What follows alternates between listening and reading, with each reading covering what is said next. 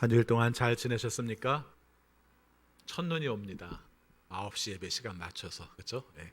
근데 지금 상황은 썩 좋지 않아서 무슨 폭풍 전야처럼 또 전쟁 전 공격처럼 지금 어려운 시기들을 맞이하고 있습니다. 그래서 코로나19에 관한 내용을 먼저 말씀을 드리도록 하겠습니다. 제가 생각할 때는 이번 주에 특별한 조치들이 나오지 않을까 이렇게 생각을 합니다. 특별한 조치가 내려져서 2.5단계로 되면 교회에서 예배를 못 드리고 가정에서 예배를 드려야 됩니다. 전처럼 다시 또 준비를 해주시고요. 연세 드신 분들은 만약에 우리가 교회에 유튜브를 들어갈 수가 없으면 그 시간에 기독교 방송을 찾으세요. CTS나 CBS나 텔레비전을 찾으셔서 그렇게 예배를 좀 드릴 수 있는 방법들을 모색을 해 보시기 바랍니다. 제일 좋은 건 교회 유튜브를 들어오는 게 제일 바람직하고요.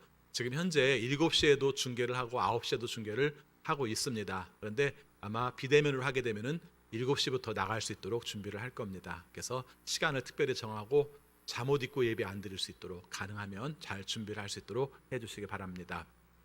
만약에 특별한 조치가 내려지지 않으면 보통처럼 52명까지는 한 자리에 예배 드릴 수 있다는 것 아시고 참석해 주시기를 바라겠습니다. 사무총회에 관한 내용도 그렇게 연결시켜서 말씀을 드리겠습니다. 제 평생에도 사무총회 때문에 이렇게 염려하고 걱정해 본 적이 없는데 이번에는 어떻게 해도 문제가 될 수밖에 없습니다. 우리 교회에 정회원 20세 이상 되는 정회원이 257명인데 사무총회를 개회하려면 130명 정도가 참석을 해야 됩니다. 과반수가. 근데 이 자리에 2단계에서 그렇게 앉을 수가 없어요. 52명까지밖에 앉지 못합니다. 당부드립니다. 오늘 집에 가시기 전에 모든 분들 지난주에 위임장을 안 쓰신 모든 분들은 위임장을 써주고 가시기 바랍니다. 다음 주에 사무총회 참석하시는 분도 마찬가지입니다. 예를 들어서 2.5단계로 되면은 사무총회 자체를 몇몇 사람들만 모여서 해야 됩니다. 2.5단계에서는 비대면으로 하되 20명까지는 예배 준비위원으로 인정을 하고 있어요. 그래서 보고할 사람들 몇몇 사람들만 모여서 진행을 해야 될 수도 있습니다. 나중에 하면 되지 않겠는가? 아시는 것처럼 한번 비대면으로 들어가면은 빨라야 한 달, 늦으면은 6주, 7주도 갈 수가 있습니다. 우리가 3월, 8월, 9월 이미 경험을 했기 때문에 말씀을 드리는 겁니다. 그래서 이번도 우리가 교회가 예배를 못 드리게 되면은 그 정도 시간이 갈 수 있는데 그럼 어떤 문제가 생기는가? 사무총회를 하지 않으면은 교회 예산을 집행하지를 못합니다. 이게 법입니다. 그리고 또 지방에 보고를 해야 됩니다. 그래서 가능하면은 다음 주에 사무총회를 할 수밖에 없는 그런 입장이라는 것 여러분이 아시고 여러분께서 위임장을 보내셔서 할 수 있도록 해주시고요. 또 한 가지 연결시켜서 말씀드리는 것은 그래도 공정하게 하려고 노력을 하고 있습니다. 그래서 그날 만약에 전체적으로 모이지 못하든 아니면 일부만 모이든 12시 10분경부터 유튜브로 중계를 하도록 하겠습니다. 사무총회 하는 내용을 중계하도록 하고 목요일 날 저녁 때쯤 되면은 교회 홈페이지 자료실에 사무총회 회의 자료를 올려놓도록 하겠습니다. 거기에 보면은 기관 보고와 그다음에 앞으로 계획, 그다음에 교회 예산과 결산 내용들이 다 책자에 들어가 있는데 그 내용을 다운받으셔서 보시면 됩니다. 그리고 질문 사항이 있으면은 미리 이성진 목사님께 카톡으로 질문 사항을 보내주시면 회의 시간에 여러분이 보내신 카톡 내용 질문 사항을 중심으로 답변을 해드리는 방식으로 하도록 하겠습니다. 우리가 할 수 있는 최선은 그 정도인 것 같아요. 그래서 사무총회가 그렇게라도 진행을 해야 된다는 것 여러분이 아시고 함께 동참해 주시면 고맙겠습니다. 그리고 오늘 오후에 신년 재정 계획위원회가 모입니다. 예배 끝나자마자 우리 교회는 재정을 그냥 당회에서만 짜는 게 아니라 당회원과 그 다음에 재정부원, 그 다음에 감사 이렇게 9명이 재정을 편성을 합니다. 서로 잘 알고 투명하고 공정하게 하기 위해서 하는 겁니다. 그래서 여러분들께서 이분들이 잘 진행할 수 있도록 또 기도로 함께 해주시기를 바라겠습니다. 그리고 오늘 주보에 2021년도 헌금 약정서가 들어가 있는데 이 내용은 다른 헌금이 아니라 위원회 헌금입니다. 위원회 헌금. 그래서 건축, 나눔, 선교에 해당되는 내용이고 이것을 작정하는 이유는 여러분들이 작정한 금액에 의해서 내년도 사업을 할 수가 있어서 이렇게 하는 겁니다. 금액은 가능하면은 한꺼번에 하는 것보다는 월 얼마씩 지원해 주는 것이 좋습니다. 특별히 건축원금에 대해서도 말씀을 드립니다. 우리 교회 건축한 지가 10년이 넘었어요. 11년째입니다. 11년째인데 아직도 건축 상환금을 지금 계속 지불을 하고 있고 지금식으로 가면은 한 10년은 갚아야 또 될 것 같아요. 그래서 여러분들께서 다 끝난 것처럼 생각하시지 말고 교회를 사랑하는 마음으로 그리고 다음 세대가 우리가 진 빚을 그 그들이 갚지 않을 수 있도록 우리가 감다는 심정으로 여러분들께서 꼭 동참을 해주시기 바랍니다. 제가 10,000원 이상 참여를 해달라고 말씀드렸는데 여러분 어떤 경우를 할지라도 많이 하셔도 좋아요. 그러나 우리가 교회 사랑하는 마음으로 월 10,000원 정도씩은 건축원금이 꼭 포함될 수 있도록 그렇게 해주시기를 바라겠습니다. 그리고 코로나 상황이라서 성탄 선물 나눠주기 우리 교회 굉장히 오래된 특집인데 이번에도 하려고 합니다. 다만 전처럼 함께 예배를 드릴 수가 없어요. 지금 상태로는 만약에 지금 단계로 그냥 가면 성탄 예배도 3번을 드리려고 합니다. 저는 한 번에 드렸었는데 방법이 그거밖에 없습니다. 그리고 어린이들 청소년들 같이 못 드립니다. 그런데 선물은 나눠주려고 합니다. 어떻게 나눠주는가? 그것도 이렇게 도열해서 나눠주는 것은 접촉하는 문제라 불편할 것 같아서 그렇게 하지 않고 이번에는 20일까지 여러분들이 선물을 한꺼번에 가져오시면 됩니다. 그리고 그 내용들을 선생님들이 봉투에 각각 담아서 그날 온 아이들에게 전해주고 오지 못한 아이들은 배달을 해주려고 합니다. 이게 바로 금년도 성탄 선물 나누기 방식입니다. 그래서 기억을 하시고 만약에 상황이 안 좋아서 모이기도 어렵게 되면은 이것도 유야무야 될 가능성이 많습니다만은 정상적으로 된다고 가정했을 때는 여러분들께서 이렇게 함께 참여해 주시기를 바라겠습니다. 오늘 달력을 배부합니다. 우리 교회의 원칙이 한 가족에 한 부씩인데 이번에는 벽걸이와 탁상용이 있습니다. 2개 하나씩 가져가면 안 되고요. 1개씩만 가져가셔야 됩니다. 일부러 많이 안 해요. 예전에 200개씩 했는데 요즘은 달력을 안 가져가는 분들도 많으셔서 딱 우리 교회 가정수 150가정인데 그 정도 했습니다. 그래서 한 분씩 가져가시고 다음 주에 남는 것은 다음 주에 가져가셔도 됩니다. 여러분들께서 참고해 주시기를 바라겠습니다. 그리고 화장실 청소 1년에 한 가정에 한 번 정도 혹은 2번 정도 하시면 됩니다. 또 가족에서 혼자 나오시는 분들은 한 2-3사람 정도가 함께 편성을 조를 짜서 화장실 청소를 담당해 주시면 고맙겠습니다. 오늘 공동 식사 쌀은 김인택 장로님, 박인순 권사님께서 담당하시고요. 오늘 오후 1시에 이영섭 집사님 아들 결혼식이 아모르 웨딩홀에서 있습니다. 여러분께서 기억해 주시고 또 축복해 주시기를 바라겠습니다. 우리 앞뒤 옆에 있는 믿음의 식구들과 함께 인사하겠습니다. 주님의 이름으로 사랑합니다. 주님의 이름으로 사랑합니다. 우리 다시 한번 인사하겠습니다. 기쁨으로 예배드립시다. 다 같이 묵상 기도하심으로 주일 낮예배 하나님께 드리겠습니다.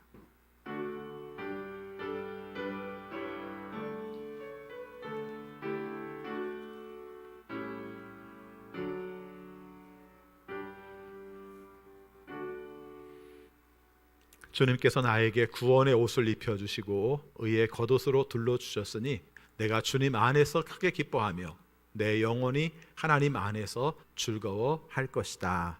아멘. 아버지 하나님, 오늘 거룩한 주일을 허락해 주셔서 감사합니다. 주님의 원하시는 뜻을 따라 영과 진리로 예배 드리고 싶습니다. 성령으로 충만하게 하시고 하나님의 임재하심을 경험하며 예배하게 하여 주옵소서. 주 뜻대로 살려고 노력했지만 주님 앞에 섰을 때 우리가 죄인임을 고백합니다. 우리의 죄를 용서하여 주시고 새 마음을 부어주셔서 하나님이 원하시는 온전한 예배 드리게 하여 주옵소서. 예수 그리스도 이름으로 기도하옵나이다. 아멘. 다 같이 일어나셔서 경배 찬송 70장 오소서 임마누엘 이어서 부르시겠습니다.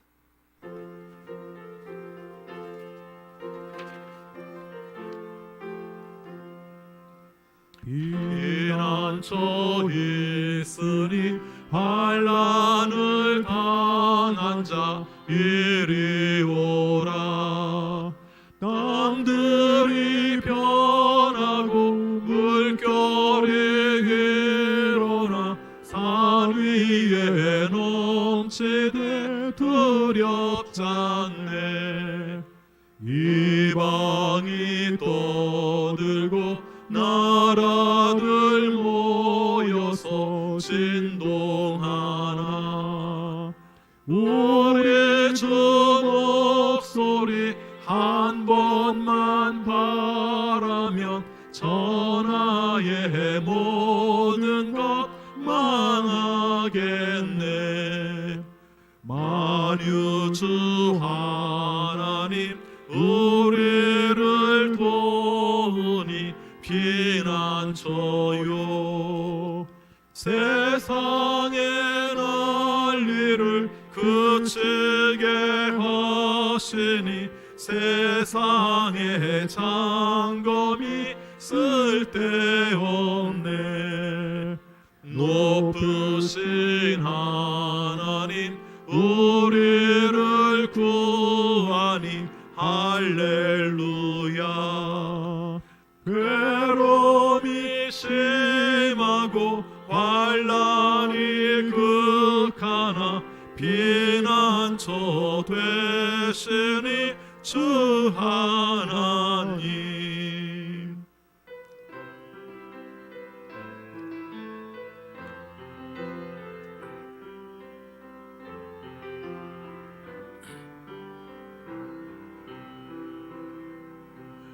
오소서 임마누엘,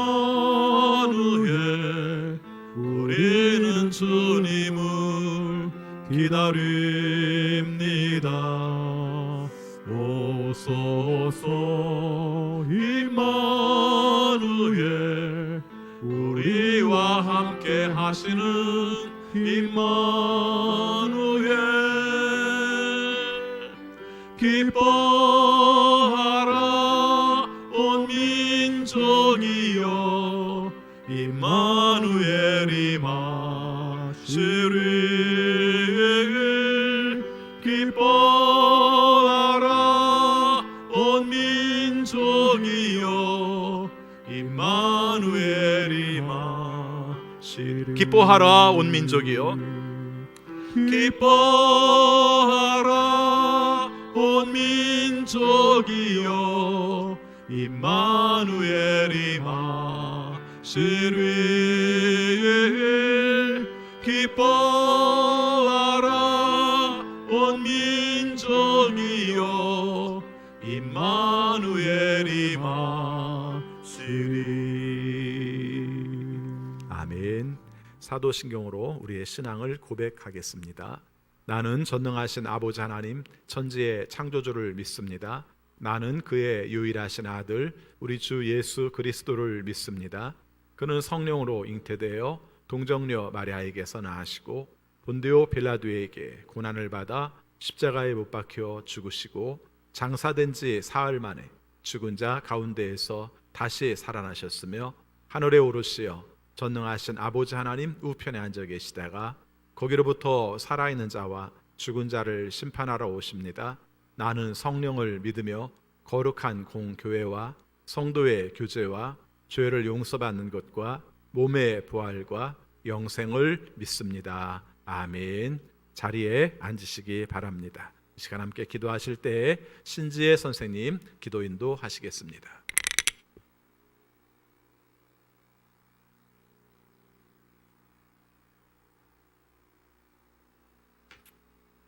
사랑의 주 하나님, 오늘도 예배의 시간에 나오게 하시니 감사드립니다. 세상이 점점 각박해져 가고 삶이 어려워지고 있습니다. 이런 현실에 매일 불평불만으로 하루를 시작하지는 않는지 반성합니다. 매일 아침 눈뜨게 하신 것부터 감사의 고백으로 나아가는 저희들의 모습이 되길 원합니다. 또한 주님, 코로나 확진자에 대한, 또 확진자는 아니지만 가능성이 있다는 생각에 서로가 서로를 비난하고 비판하는 시선을 갖고 살아가고 있습니다.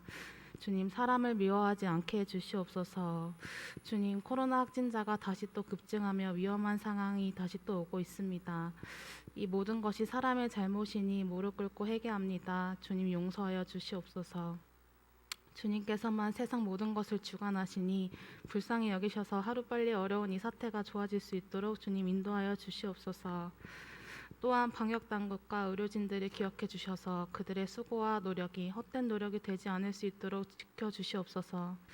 그들이 지치지 않을 수 있도록 힘주시고 국민들도 서로서로 같이 노력하여 코로나로부터 우리를 지킬 수 있게 도와주시고 힘주시옵소서. 매일매일 병마와 싸우며 병상에 계신 성도님들 계십니다.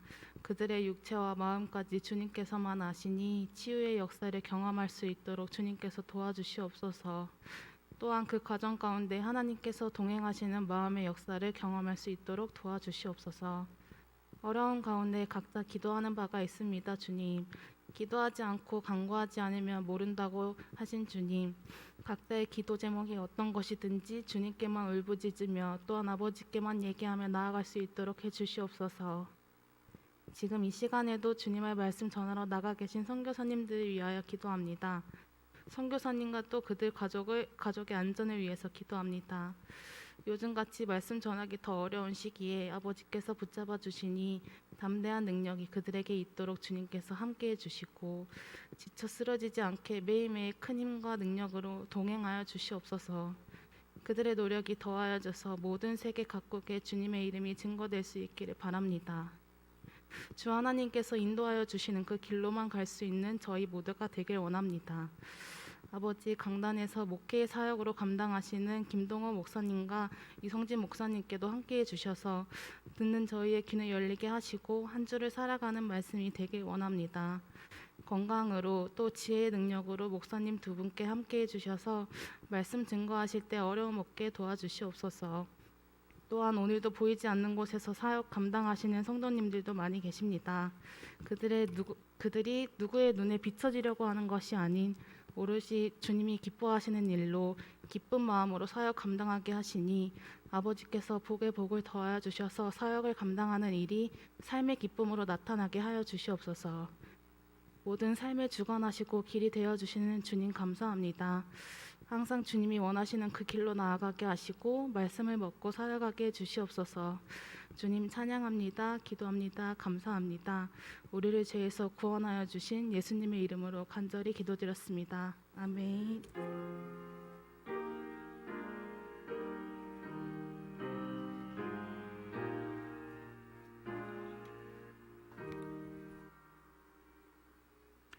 하나님 말씀 요한복음 1장 6절부터 8절까지 19절부터 28절까지 이어서 봉독하겠습니다. 1장 6절입니다. 하나님께서 보내신 사람이 있었다. 그 이름은 요한이었다. 그 사람은 그 빛을 증언하러 왔으니 자기를 통하여 모든 사람을 믿게 하려는 것이었다. 그 사람은 빛이 아니었다. 그는 그 빛을 증언하러 왔을 따름이다. 아멘. 19절입니다. 유대 사람들이 예루살렘에서 제사장들과 레위지파 사람들을 요한에게 보내어서 당신은 누구요? 하고 물어보게 하였다. 그때 요한의 증언은 이러하였다. 그는 거절하지 않고 고백하였다. 나는 그리스도가 아니요 하고 그는 고백하였다. 그들이 다시 요한에게 물었다. 그러면 당신은 누구란 말이요? 엘리야요? 요한은 아니요 하고 대답하였다. 당신은 그 예언자요? 하고 물으니 요한은 아니요 하고 대답하였다. 그래서 그들이 말하였다. 그러면 당신은 누구란 말이요? 우리를 보낸 사람들에게 대답할 말을 좀 해 주시오. 당신은 자신을 무엇이라고 말하시오? 요한이 대답하였다. 예언자 이사야가 말한 대로 나는 광야에서 외치는 이의 소리요. 너희는 주님의 길을 곧게 하여라 하고 말이요. 그들은 바리새파 사람들이 보낸 사람들이었다. 그들이 또 요한에게 물었다. 당신이 그리스도도 아니고 엘리야도 아니고 예언자도 아니면 어찌하여 세례를 주시오? 요한이 대답하였다. 나는 물로 세례를 주오. 그러나 여러분 가운데 여러분이 알지 못하는 이가 한 분 서 계시오. 그는 내 뒤에 오시는 분이지만 나는 그분의 신발끈을 풀 만한 자격도 없소. 이것은 요한이 세례를 주던 요단강 건너편 베다니에서 일어난 일이다. 아멘. 거룩한 주일 주 앞에 나와 예배하시는 여러분 모두에게 하나님의 크신 은혜와 사랑이 함께 하시기를 축원합니다. 지금 주님이 오시기를 기다리는 대림절을 맞이하고 있습니다. 이때마다 대림절에 가는 설교를 하지만 우리가 과연 하나님이 원하시는 온전한 기다림을 가지고 있는지 함께 살펴보면 좋을 것 같습니다. 오늘 본문의 말씀은 교회력에 의해서 요한복음 1장에 있는 말씀을 봅니다. 그런데 지난주 마가복음 읽은 말씀과 오늘 요한복음 읽은 말씀이 비슷하다는 생각이 들지 않으십니까? 이 정도쯤 되면 제가 이제 기대할 만합니다. 비슷합니다. 세례 요한에 관한 내용이 등장합니다. 교회력이 52주밖에 안 되는데 그 중에서 예수님을 기다리는 절기에 관한 이야기를 세례 요한에 관한 이야기로 2주나 한다는 것이 좀 이상하게 보일지 모르겠습니다만은 사실은 주님을 기다리는 가장 모범적인 사람이 세례 요한이었기 때문에 세례 요한에 대해서 말씀을 하고 있는 겁니다. 지난주에 읽었던 마가복음 말씀에서는 어떤 사실을 이야기하려고 할 때 구약에 있는 내용들을 먼저 이렇게 끌어들입니다. 그리고 구약에 이렇게 써 있습니다. 그런데 지금 이렇게 이루어진 겁니다. 이렇게 말을 하려고 해요. 이것은 우리식으로 말하면 뭔가 설득력 있는 말을 하려면 증명을 하고 증거를 대야 그 사람들이 더 잘 믿을 수 있기 때문에 그런 방식으로 쓰는 것이죠. 그래서 세례 요한에 관한 내용도 마가복음에서 나온 내용에는 이사야에 이렇게 써 있었어요. 말라기에 이렇게 써 있었어요. 출애굽기 이 내용과 연결된 사람이 있었어요. 그 사람이 바로 세례 요한입니다. 이렇게 얘기를 한 거죠. 그에 비해서 요한복음은 그런 식으로 말을 하지 않습니다. 직설적이에요. 왜 그러냐면 이미 이 사람들은 요한복음의 시대의 사람들은 마태복음, 마가복음, 누가복음을 다 알고 있는 사람들입니다. 그래서 이 의미들을 직설적으로 표현을 하고 있습니다. 그래서 소개를 할 때도 말합니다. 예수님을 말할 때에도 그냥 직설적으로 말합니다. 그분은 하나님의 빛입니다. 그분은 하나님의 생명입니다. 그분은 하나님께서 보내신 하나님의 어린 양입니다. 이렇게 딱딱딱 직설적으로 그냥 바로 얘기합니다. 구약에 이렇게 말해서 신약이 이렇게 되고 이런 얘기를 안 하고 말합니다. 심지어는 세례 요한에 관한 이야기를 할 때도 그렇게 말합니다. 세례 요한은 하나님이 보냈습니다. 빛을 증언하기 위해서 보냈습니다. 사람들이 빛을 모르지만 세례 요한이 증거함으로 말미암아 빛을 알게 하기 위해서 보냈습니다. 이렇게 그냥 단정해서 직설적으로 설명을 하고 있습니다. 자, 그래서 오늘 말씀을 읽으면서 이 부분이 굉장히 좀 특징적인 부분들이 있다는 것을 알 수가 있고요. 또 한 가지 오늘 말씀에서 강조하는 내용 중에 하나가 오늘 하나님께서 세례 요한을 보냈습니다라는 부분이 우리의 눈 속에서 새롭게 보여졌으면 좋겠어요. 이게 무슨 말이냐면은 오늘 우리의 삶 속에서 어떤 일을 하는가, 당신은 무슨 일을 하는 사람이요? 이렇게 물어볼 수가 있는 거죠. 그럼 저는 음악을 하는 사람입니다. 아니면 저는 전기를 하는 사람입니다. 아니면 저는 농사를 짓는 사람입니다. 그래서 어떤 일을 하는 것에 초점을 맞추고 있습니다. 그런데 오늘 말씀에 보면은 어떤 일을 하는가보다 중요한 초점이 뭐냐면은 누가 보낸 사람이요에 초점을 맞추고 있는 것이죠. 한때 그 연예 엔터테인먼트 회사에서 대개 배우는 배우, 개그맨은 개그맨, 그다음에 가수는 가수 이렇게 회사들을 운영을 했었어요. 그래서 우리가 잘 아는 SM 같은 경우 뭐 BJ YJB 박진영 이렇게 이제 그런 일들을 하면은 가수들만 있다고 생각을 했었는데 언젠가부터 이게 막 다 혼합이 되는 겁니다. 그래서 그룹 형성에 대해서 보면은 그 그룹에 가수만 있는 게 아니라 배우도 있고 그다음에 개그맨도 있고 이렇게 연결이 되는 것이죠. 그랬을 때 여러분 그 하나의 내용을 가지고 전체를 말할 수 있는 건 아니죠. 그렇죠? 어디에 소속되어 있습니다라고 말할 때 그럼 가수겠네요 말하는 게 아니라 소속되어 있는 건 그렇고 하는 일들은 가수이기도 하고 배우이기도 하고 개그맨이기도 한 것이죠. 제가 갑자기 이야기를 왜 했냐면요. 오늘 우리가 살아가는 삶 가운데서 하나님께서 맡겨주신 역할들을 감당할 때 나는 무엇을 잘하는 사람입니다. 나는 무엇을 못하는 사람입니다. 나는 성향이 내성적입니다. 나는 성향이 외향적입니다. 아니면 때에 따라 나는 성격이 밝습니다. 나는 성격이 어둡습니다. 이렇게 내 자신에 대해서 뭔가 특징적인 것들을 아는 것도 중요해요. 그런데 이보다 더 중요한 게 있다는 겁니다. 더 중요한 게 뭐냐면 하나님께서 보내셨습니다가 더 중요하다는 거예요. 내가 어떤 일을 하는 것도 중요할지 모르지만 그러니까 음악을 하는 사람인데 아니면 미술을 하는 사람인데 다 하나님께서 보내셨다면 음악과 미술이 사실은 하나님 안에서 같이 움직일 수도 있는 거예요. 오늘 우리의 삶 속에서도 밝은 사람이니까 어두운 사람이니까 외향적이니까 내향적이니까 아니면 은사가 많으니까 은사가 없으니까 이런 내용으로만 생각하면 우리가 하나님의 뜻 가운데 서지 못할지 모르지만 하나님께서 보내셨습니다. 내가 어둡지만 내가 내성적이지만 많은 재능도 안 가지고 있지만 하나님께서 보내셨습니다. 이렇게 말할 때는 우리의 삶은 달라진다는 것입니다. 여러분 오늘 세례 요한에 관한 설명을 볼 때 지난주 마가복음 내용과 오늘 내용을 읽어보면 몇 가지 큰 차이점들을 가지고 있습니다. 여러분 세례 요한이 뭐 하는 사람이에요? 세례 주는 사람이에요. 그런데 오늘 말씀에 보면은 왜 세례를 주느냐 이런 말들을 보면은 세례 요한이 세례를 줬구나 이런 장면을 볼 수는 있는데 그림으로 보면 드라마로 보면 세례 요한이 세례를 직접 주는 장면이 요한복음에는 안 나와요. 심지어는 예수님과의 관계를 말할 때 다른 복음서에서는 세례 요한이 예수님에게 세례를 주는 장면이 등장을 해요. 근데 여기 요한복음에는 그 장면도 없어요. 그러면은 세례 요한이 어떤 의미를 가지고 있는가에 있어서 가장 중요한 것은 세례를 주고 사람들에게 회개를 촉구하고 예수님을 세례를 주고 이런 거 싹 빼버립니다. 안중에서 빼요? 아니요. 아까 말씀드린 것처럼 마태, 마가, 누가에 다 나오는 거기 때문에 딱 그 별로 중요하게 생각하고 넘어가. 그러면 요한복음에서 강조하는 세례 요한의 강조점은 무엇인가? 딱 그겁니다. 하나님이 보내셨습니다. 그래서 빛을 증언합니다. 내 뒤에 오시는 예수님을 나는 손가락으로 가리켜 저분이라고 말을 합니다. 끝.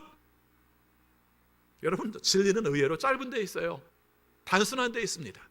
그래서 오늘 말씀에서 세례 요한에 강조하는 여러 가지 회개나 세례나 이런 것들 하나도 강조하지 않고 하나님이 보내셨습니다. 여기에 초점을 맞추고 있습니다.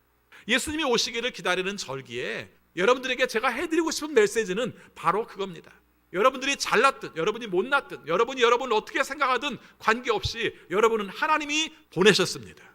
내 삶 가운데 맡겨진 사명이 무엇이든지 그건 중요하지 않아요. 하나님이 보내셨습니다. 하나님이 보내심으로 말미암아 그것을 알도록 하셨습니다. 이렇게 말을 하고 있는 거예요. 심지어는 오늘 말씀에 좀 희한한 부분이 등장을 하는데요, 때에 따라서는 내가 하나님이 나를 보내셨지만 내가 뭘 해야 되는지, 내가 뭘 가르쳐야 되는지 모를 수도 있다는 거예요. 근데 이게 생각해 보니까 우리의 삶 가운데서도 그런 경우가 많았더라고요. 여러분은 여러분의 삶 가운데서 계획을 세우면 내가 이 길로 갈 것이고 거기서 어떤 결과를 거둘 것이고 이것으로 말미암아 영광스러운 삶을 살 거야, 딱딱딱딱 정해진 대로 됐습니까? 아니요. 쉽게 말하면 내가 40살 되는 동안에 나는 태장성결교회에서 18년 동안 목회할 거라는 생각을 해본 적이 한 번도 없습니다. 40살 때. 그렇죠. 43살의 초반에 1월달, 2월달 그 사이에 결정이 돼서 와서 저는 18년째 이러고 있습니다. 왜 제가 이 말씀을 드리냐면요, 여러분이 아는 삶이 의외로 많지 않아요. 다만 중요한 건 하나님이 보내셨습니다.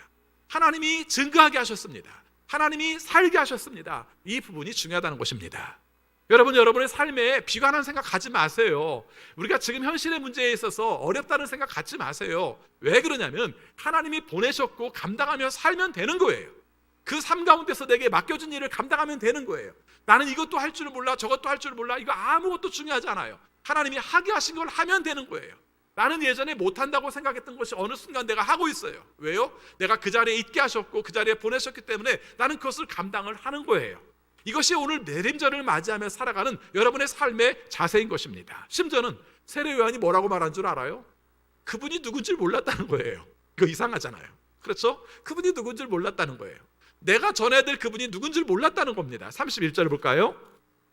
31절 말씀 같이 읽겠습니다. 나는 이분을 알지 못하였습니다. 내가 와서 물로 세례를 주는 것은 이분을 이스라엘에게 알리려고 하는 것입니다. 자기도 몰랐다는 거예요. 근데 하나님께서 알게 하셔서 그분을 증거하게 하셔서 사람들에게 증언하게 하셔서 나는 그것을 전하게 되었노라고 말을 하고 있습니다. 오늘은 부정문이 많아요. 오늘 읽은 내용에 바라볼 것 같으면 이스라엘 사람들도 예수 그리스도를 몰라요. 그렇죠? 여기서 말하는 세례 요한도 몰라요. 또 실제적으로 우리가 예수님에 대해서 알고 싶었던, 세례 요한에 대해서 알고 싶어서 왔던 사람들도 모른다고 성경은 표현하고 있습니다. 자, 모른다는 얘기부터 먼저 볼게요. 자, 오늘 말씀을 보면은 이 사람들이 예수님이 어떤 분인지를 몰랐다는 겁니다. 10절 말씀 같이 읽습니다. 그는 세상에 계셨다. 세상이 그로 말미암아 생겨났는데도 세상은 그를 알아보지 못하였다.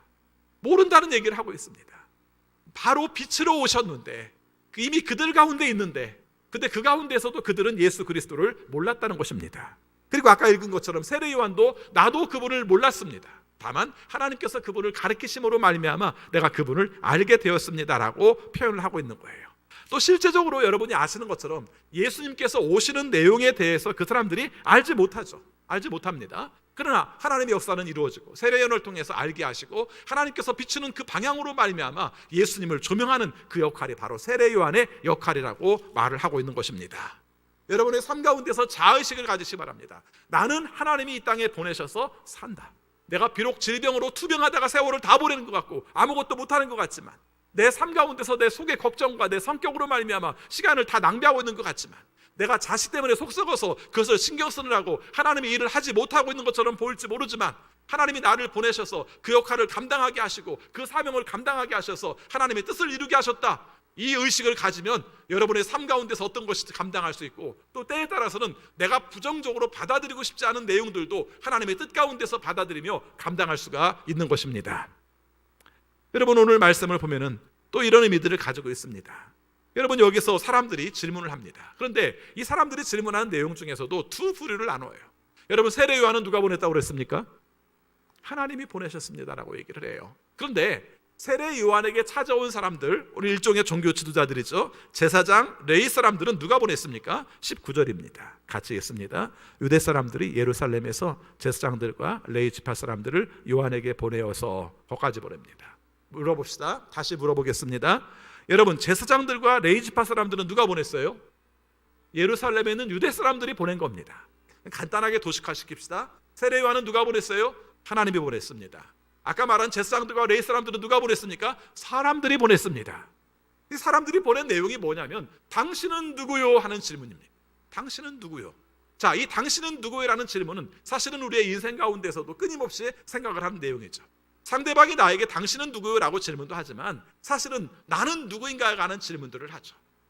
요즘 청소년들과 청년들은 그런 철학적인 질문들을 하는지 안 하는지 모르겠습니다만 철학적 질문은 아니라 할지라도 마음속에 생각은 하죠.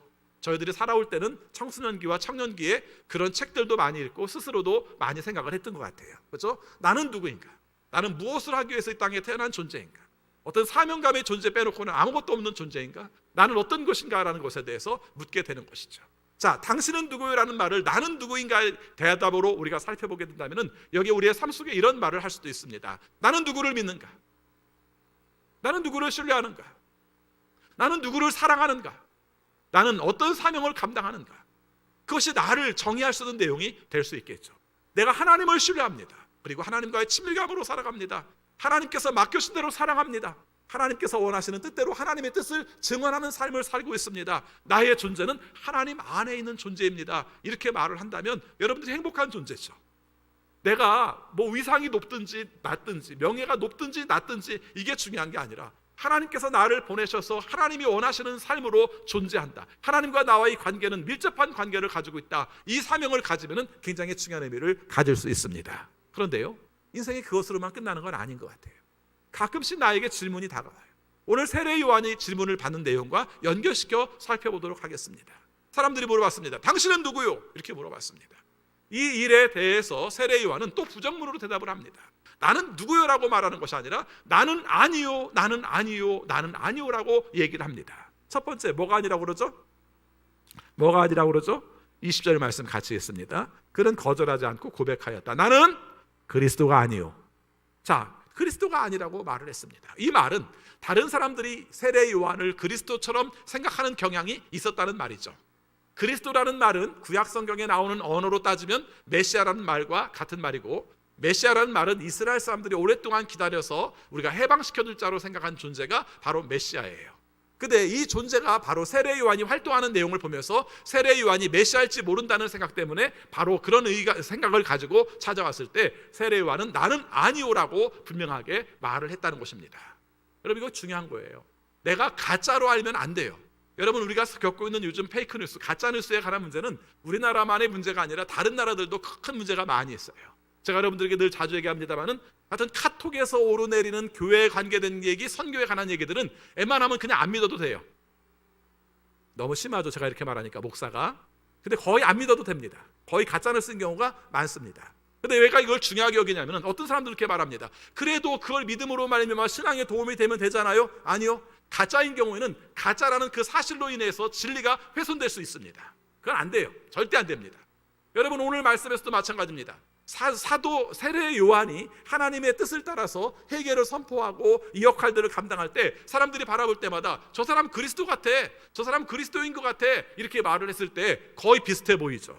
근데 세례 요한은 분명히 말합니다. 아니요, 아니 사람들이 생각할 때 그렇게 말을 해요. 당신이 세례를 주고 있고요, 하나님 나라를 예비하고 있고요, 하나님 나라에 관한 이야기를 하고 있다면 메시아라고 생각했는데 당신도 그렇게 믿어도 되는 거 아니에요? 아니요, 분명히 아니라고 말을 했다는 것입니다. 그럼 당신은 뭐요? 당신은 예언자요? 아니요 라고 말을 해요. 당신은 엘리야요? 아니요 라고 말을 해요. 3번에 걸쳐서 아니요라고 말하는 내용들, 여러분들이 까딱하는 그 갸우뚱하는 마음이 생길 겁니다. 지난 시간에 읽었던 말씀에 의하면 구약 성경에서 이사야에서 말하고 말라기에서 말한 그 올 존재, 그 존재가 바로 여기서 말하는 세례 요한 맞는 거 아니야? 이렇게 생각을 하죠. 근데 세례 요한은 아니라고 말합니다. 어떤 게 맞습니까? 여러분, 결과론적으로는 맞아요. 그렇죠? 결과론적으로는 맞아요. 지나고 보니까 그때 말씀드린 말라기에서 말씀드린 이사야에서 말씀하셨던 그분이 바로 세례 요한이었고, 세례 요한이 와서 길을 쫙 펴니까 그 다음에 예수님이 오신 걸 보니까 세례 요한은 말라기에서 이사야에서 말한 그 예언자가 맞네 이렇게 말을 하는 거죠. 그런데 세례 요한은 아니라고 말을 했습니다. 그럼 세례 요한이 뭘 잘못 알았나요? 아니요, 인생은 원래 그래요. 여러분, 우리가 사는 삶들도 그렇게 비춰지는 게 좋아요. 내가 어떤 역할을 감당하고 나는 이런 존재요, 나는 이와 같은 사람입니다, 나는 이런 일을 했습니다 하는 것보다 그 사람이 그런 일을 하다가 사라졌어요, 죽었어요. 근데 그 사람들이 바라볼 때 아, 그 사람이야말로 이런 역할을 한 사람이네, 아, 이 사람이야말로 이런 삶을 사는 사람이야, 이렇게 비춰지는 것이 바람직하다는 것이죠. 그랬을 때 그 내용들이 온전한 모습으로 우리에게 알려줄 수 있는 내용이 된다는 것이죠. 세례 요한은 그와 같은 사명들을 감당을 했다는 것입니다. 자, 그 다음 이제 우리가 함께 살필 내용이 그겁니다. 이 사람들의 질문 가운데에서 그리스도가 아니요, 예언자도 아니요, 엘리야도 아니요, 그럼 당신은 누구요? 이렇게 물어봐요. 그렇죠? 당신은 무슨 자격으로 세례를 줘요? 이렇게 물어봅니다. 그랬을 때 이 문제에 대해서 말을 하는 사람이 세례를 무슨 자격으로 주는 것으로 말하지 않고 바로 예수 그리스도를 가르치는 역할을 하고 있다는 것입니다. 이 부분은 제가 오늘 말씀을 굉장히 줄이려고 합니다. 왜냐하면 지난주에 드렸던 말씀과 연결이 직접 되는 내용이고 같은 내용이기 때문에 말씀을 안 드려도 될 것 같아요. 다만 중요한 것은 한 줄로 표현하면 세례 요한은 지금 어떤 존재예요? 예수 그리스도를 가르치는 이정표, 표대, 이 역할로만 왔다는 것을 분명히 말을 하고 있는 것입니다. 자, 그러면은 오늘 말씀에서 우리가 또 중요하게 생각할 내용 중에 하나가 이 사람들이 왜 예수님을 알아보지 못했는가? 그렇죠? 아까 10절 말씀에서도 빛이 이 세상에 왔지만 그들은 알아보지 못했습니다라고 얘기를 했어요. 그리고 26절 말씀 보니까 세례 요한이 그런 얘기를 해요. 여러분 내 뒤에 오는 분이 있어요. 근데 그분에 대한 이야기를 이렇게 말합니다. 26절 같이 읽습니다. 요한이 대답하였다. 나는 물로 세례를 주오. 그런데 여러분 가운데 여러분이 알지 못하는 이가 한 분 서 계시오. 여러분, 이런 문장은 좀 천천히 읽어보세요. 아주 천천히 읽으면 중요한 의미를 담겨 있어요. 여러분, 여기 보시기 바랍니다. 예수님이 어떤 분으로 소개됩니까? 여러분 가운데에 여러분이 알지 못하는 이가 한 분 서 계세요, 이렇게 말을 합니다. 여러분, 그냥 그림으로 보면 사람들이 이렇게 많이 모여있는 가운데 예수님이 와 계셔서 그 자리에 함께 계시구나 이렇게 생각해도 돼요. 그런데 이것을 대림절에 우리에게 주시는 말씀으로 생각한다면 이 말씀은 확대 해석할 수가 있어요. 이렇게 말할 수 있습니다. 여러분들이 주님이 오시기를 기다리지요? 재림하시기를 기다리지요? 그래서 여러분이 뭐 죽든지 아니면 세상의 모든 것이 다 끝장나 버리든지 그때 공중에서 막 구름 타고 천사들이 나팔소리 불면서 예수님께서 오시는 것 다 기다리고 계시지요? 그런데 어쩌면 예수님께서는 이미 이 자리에 와 계실 수도 있습니다. 이런 얘기예요. 예수님께서는 이 자리에 이미 계시는 겁니다. 근데 우리가 모를 뿐입니다. 이렇게 말하는 거예요. 여러분, 부활에 관해서 믿을 때에도 우리가 죽은 다음에나 부활하지 이 땅에 살아있는 동안에는 어떻게 우리가 부활이 이루어질 수 있겠어라고 생각하시죠?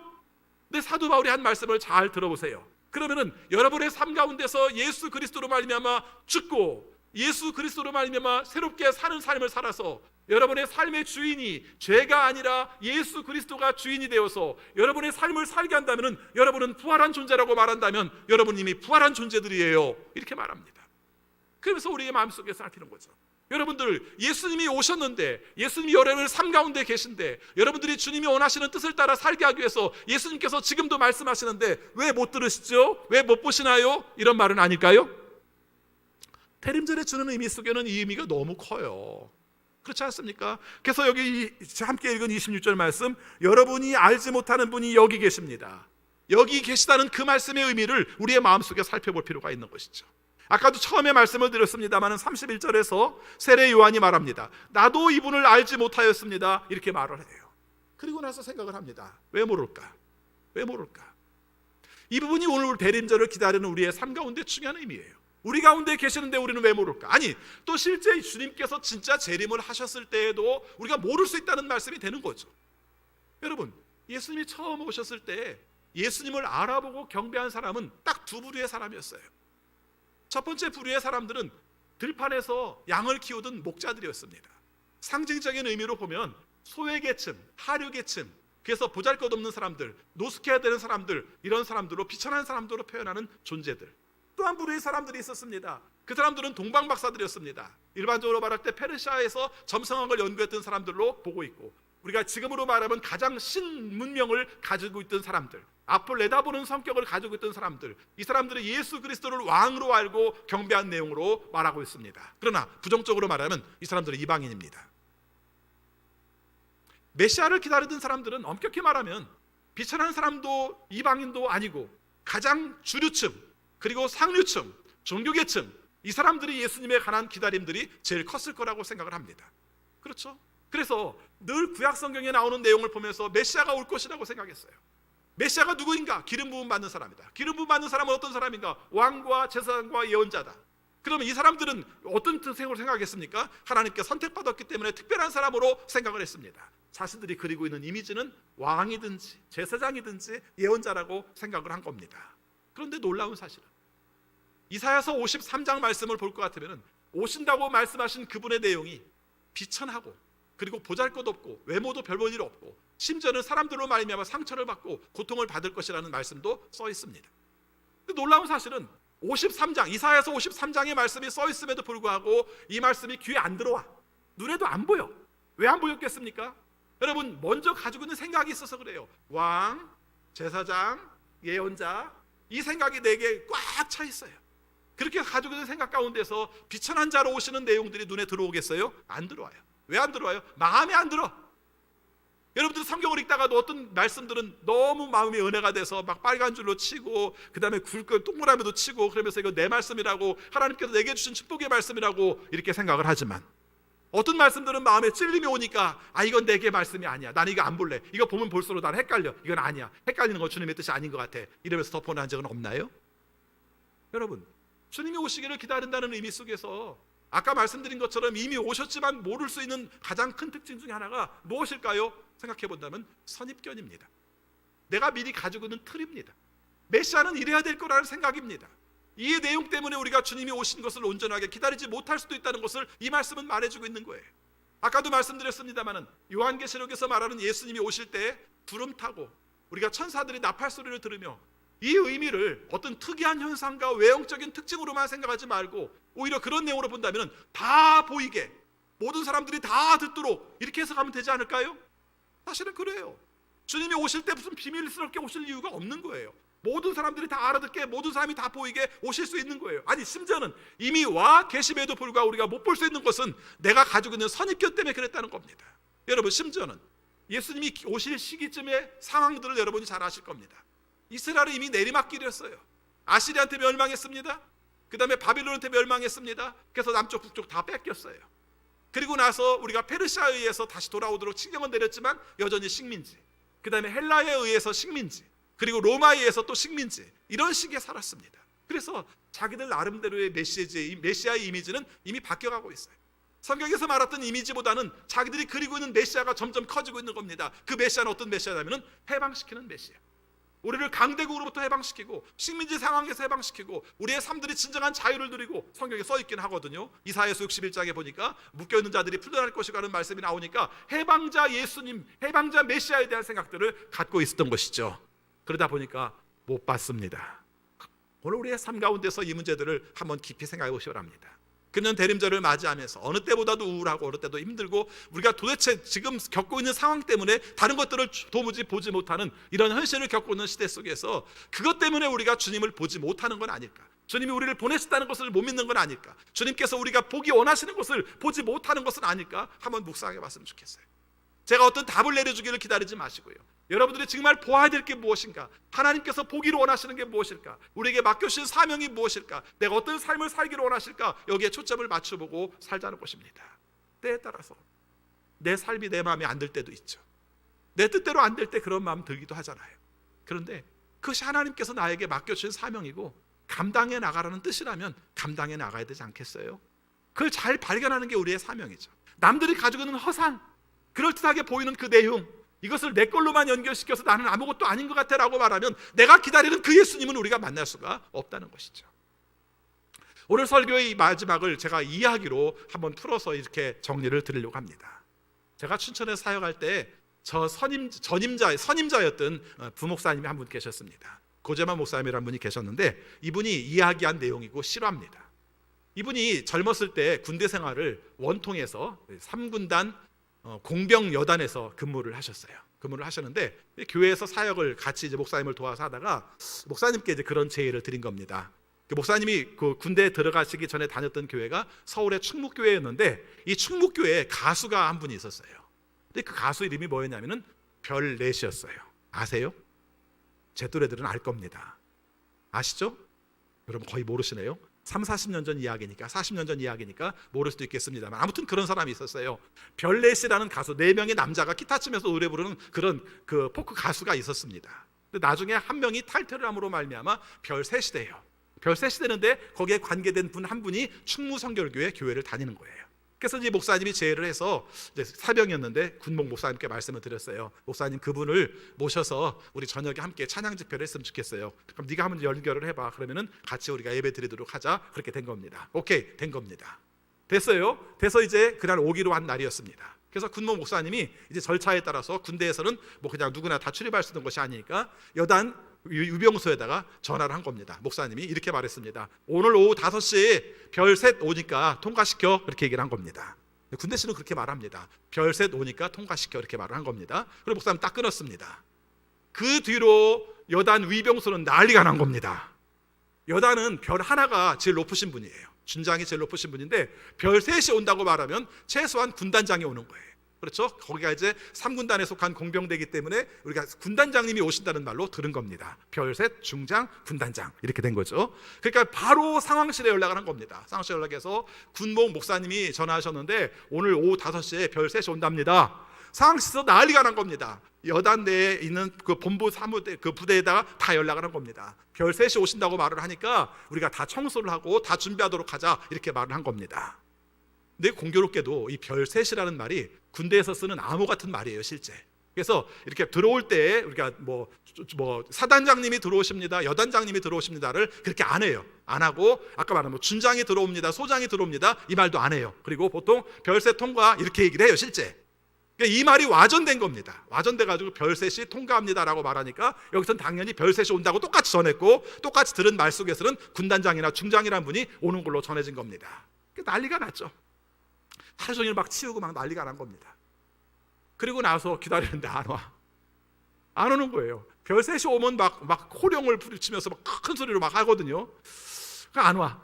막 별판에 막 빨간 불 들어오면서 막 이렇게 들어오거든요. 근데 안 와. 5시 지나서 6시가 다 되도록 안 와.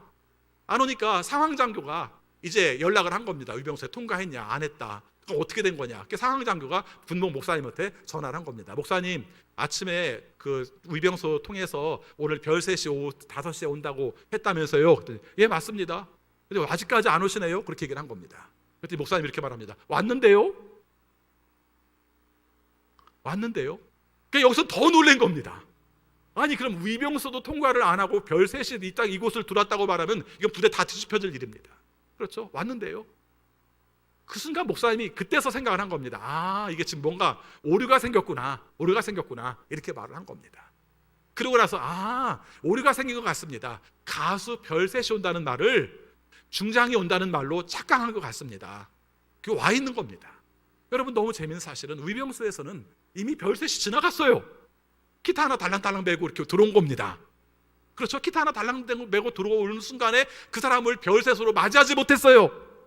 왜냐? 자기들이 기다렸던 사람은 계급장 별셋, 중장, 여단, 군단장 이런 존재가 들어와야 별셋이라고 생각을 했기 때문에 정작 우리가 기다리던 그쪽에서 말씀했던 그 메시지로 말했던 그 별셋이 통과했을 때 그냥 이름 적고 들어가세요 하고 말은 걸로 끝났고 자기들은 오시지 않을 그분을 애써 기다리면서 그 사람들은 계속해서 별셋을 기다리고 있었던 것입니다.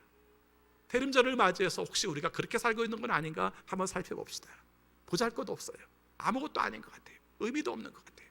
여러분이 삶도 예수 그리스도의 의미도 내 삶 속에서 어떤 역할들도 별로 의미도 없는 것 같아요. 근데 하나님께서는 그걸 보내신 거예요. 그렇죠? 기타 하나 달랑달랑 들고 온 것 같은 그 사람을 보낸 거예요. 군목 목사님이 말씀하신 것도 그 존재를 말한 거예요. 그분을 가리킨 것인데 사람들은 엉뚱하게 바라봄으로 말미암아 계급장 속에 있는 별을 기다리다가 정작 우리가 기다리는 그 별이 통과함에도 불구하고 그것을 알아보지 못하고 우리가 그냥 말았던 것은 아닌가 하는 것이죠. 예수님이 처음 오실 때의 모습과 뭐가 달라요? 오늘 우리의 삶 속에서도 주님을 기다리신다는 마음을 가지고 살 때 뭐 거창하게 엄청나게 하는 것 말고 하나님이 나를 보내셨습니다.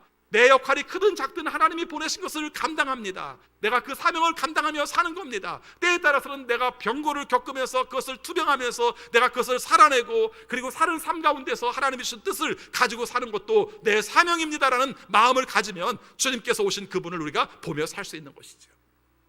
오늘 우리의 삶 속에서 이같이 하나 발견하고 살면 정말 의미 있는 대림절을 가질 수 있을 것이고, 그로 말미암아 주님이 원하시는 삶을 사는 겁니다. 사실은 대림절은 재림을 기다리는 신앙이에요. 그렇죠? 크리스마스를 기다리는 게 아니라 재림을 기다리는 신앙인데, 가장 포커스는 뭡니까? 오신다고 말씀하신 그분을 기다리는 게 가장 중요하고, 오신다고 말씀하신 그분이 원하는 것을 하며 사는 게 가장 중요하다면, 이번 대림절에는 주님이 오시기를 기다리는 삶 가운데서 무엇을 해야 될 것인가, 어떤 생각을 해야 될 것인가, 무엇을 바라보실 것인가를 우리가 알므로 하나님의 뜻을 이룰 수 있는 우리 모두가 되시기를 바라겠습니다. 기도하겠습니다. 아버지 하나님, 저희들을 사랑하셔서 오늘 말씀을 통해 우리 자신을 보게 하심을 감사합니다. 세례 요한이 이 땅에 와서 사명을 증거할 때 본인은 아무것도 아니라고 그랬습니다. 그리스도도 아닙니다. 엘리야도 아닙니다. 예언자도 아닙니다. 오직 예수 그리스도를 가리키는 자일 뿐입니다. 그리고 그분을 소개하는 자일 뿐입니다 말했습니다. 그리고 우리가 기다려야 될 그분이 어떤 분인지, 우리의 선입견 때문에, 내가 그리고 있는 허상 때문에 바로 우리 곁에 와 계심에도, 여기에 계심에도, 우리의 삶 속에 어떻게 살라고 말씀하심에도 불구하고 보지도 못하고 듣지도 못하는 것은 아닌지 우리가 생각합니다. 특별히 내 환경이 좋지 않아서, 내 여건이 너무 힘들어서, 지금 살고 있는 시대가 너무 어렵다는 이유 때문에 주님께서 우리에게 보여주시는 것을 보지 못하는 일이 없게 하여 주옵시고, 어떤 상황 가운데서도 주님께서 보기 원하시는 것을 제대로 보고, 주님께서 살기 원하시는 것을 제대로 살아 다시 오실 주님을 온전하게 기다릴 수 있는 우리 모두가 되게 하여 주옵소서. 예수 그리스도 이름으로 기도하옵나이다. 아멘. 찬송가 510장 부르시면서 봉헌하시겠습니다.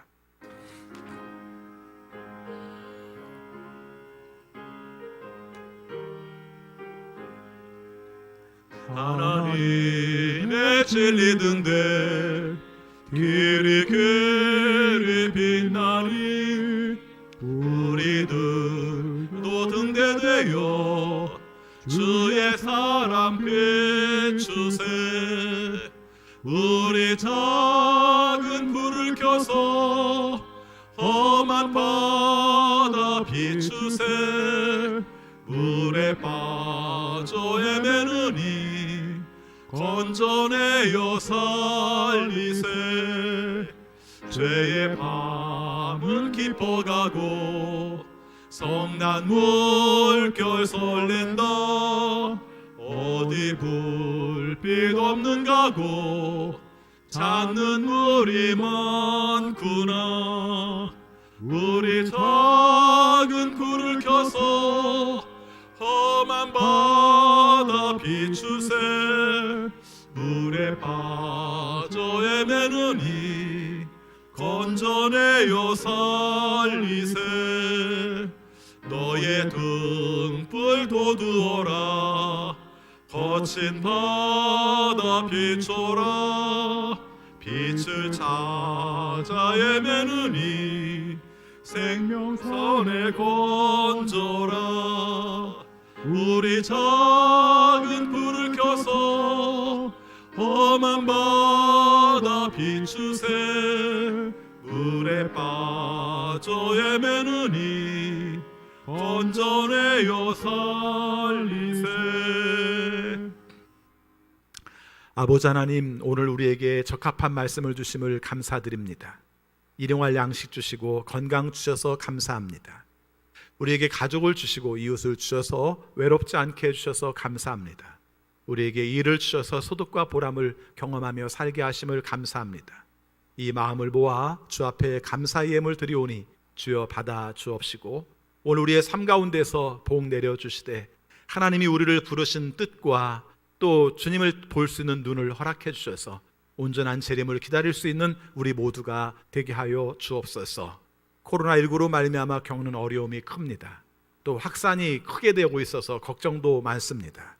이 시대를 통해서 주시는 주님의 뜻을 잘 발견하게 하셔서, 잘 깨닫게 하셔서 이 시대를 겪어나가면서 하나님의 뜻으로 돌이킬 수 있는 우리 모두가 되게 하여 주옵소서. 그러나 이 시간들이 너무 길어지지 않도록 주님께서 줄여주시고 종식시켜 주셔서 평안한 일상을 차지할 수 있도록 인도하여 주옵소서.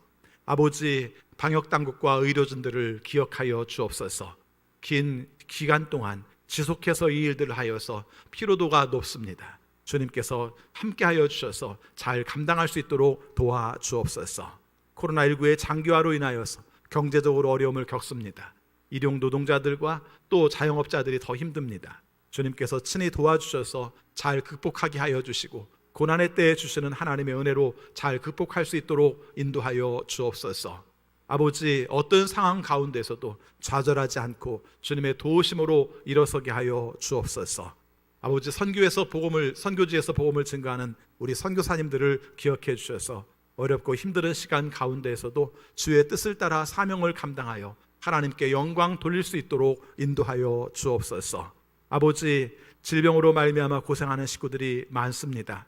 어려움 가운데에서 주님의 뜻을 발견하게 하시고 주님의 도우심을 경험하게 하여 주옵소서.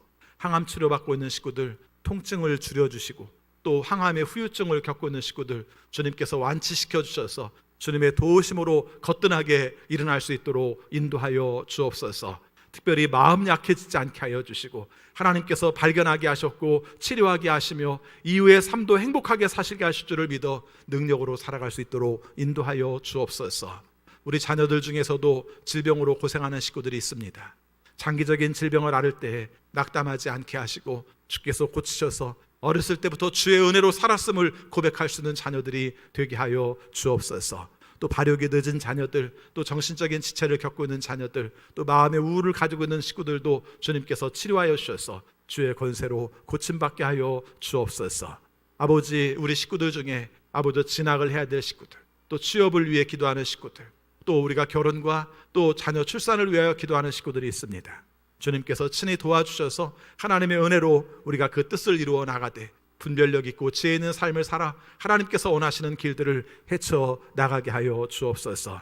특별히 오랜 기간 동안 교회에 나오지 못하고 온라인 예배를 드리고 있는 성도들을 기억해 주셔서 그 마음속에 침체되지 않게 하여 주옵시고 죄책감에 빠지지 않게 하여 주옵시고 하나님의 친밀함을 경험하게 하시되 매일매일의 삶 가운데서 매일의 은혜를 경험하며 살아갈 수 있도록 도와주옵소서. 아버지, 우리나라를 위하여 기도합니다. 대통령을 비롯한 지도자들에게 지혜를 주셔서 이 어려운 시기들을 잘 극복해 나갈 수 있도록 인도하여 주옵소서.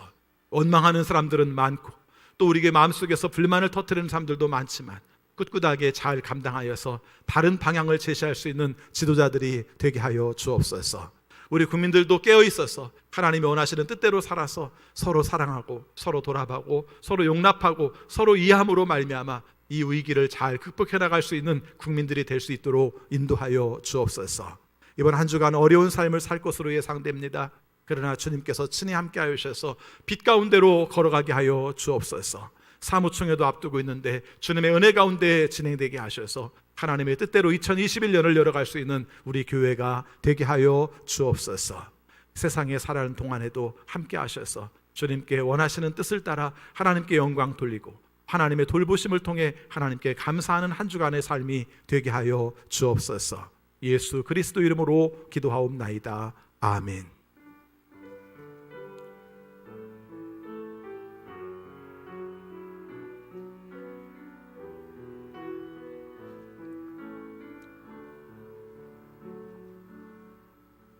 다 같이 일어나셔서 결단의 찬양 부르시겠습니다.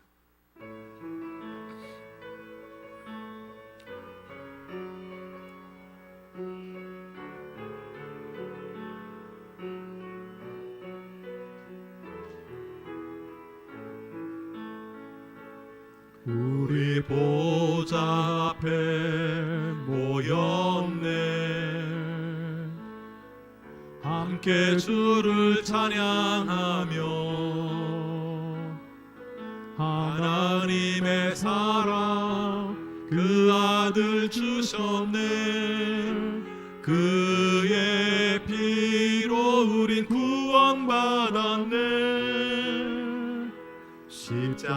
십자가에서 쏟으신 그 사랑 강같이 온 땅에 흘러 각 나라와 족속 백성 방언에서 구원 받고 주 경배 드리네. 구원하심이 보좌에 앉으신 우리 하나님과 어린 양께 있도다. 구원하심이 보좌에 앉으신 우리 하나님과 어린 양께 있도다.